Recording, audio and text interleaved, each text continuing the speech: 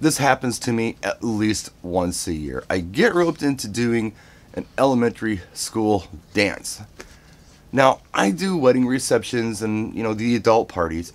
I don't do a lot of children's parties because I'm not a very good party clown. I can't get out there and help them out with line dances and be that motivator jumping around and throwing out glow sticks. I'm just not that guy anymore.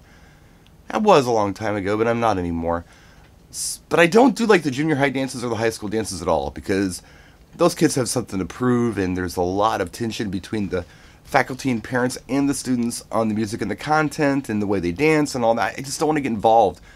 The elementary schools aren't so bad though because for me I've found that they're typically shorter, or they should be anyway.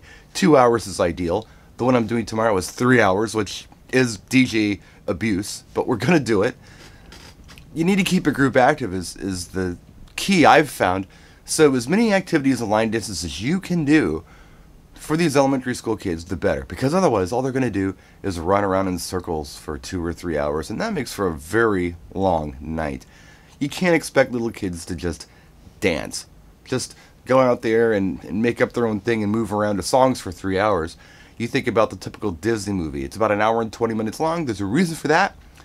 Nobody can reasonably expect anybody under 12 years old to have an attention span any longer than an hour and 20 minutes. That's even pushing it. But can you imagine if Frozen was 3 hours long? There's no way that they would have had kids sit through that film in the theaters. Yeah, they'll watch it at home, but in the theater, quiet? No, not going to happen.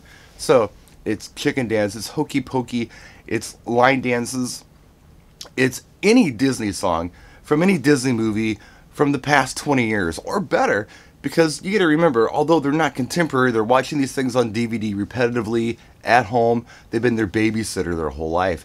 So, even though Cars is a very old film, kids that were born after the movie was shot are still very familiar with the music in it.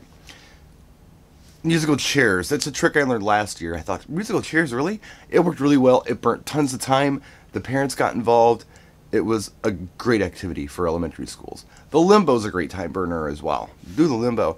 There are freeze dances and other things, but for those of you who are doing elementary schools, let us know what works for you in the comment section of this video, and maybe help somebody, like a guy like me who only does maybe one a year and can't remember what the heck he did last year at the elementary school he did. Anyway, thanks for watching. We'll see you next time. Practice and enjoy.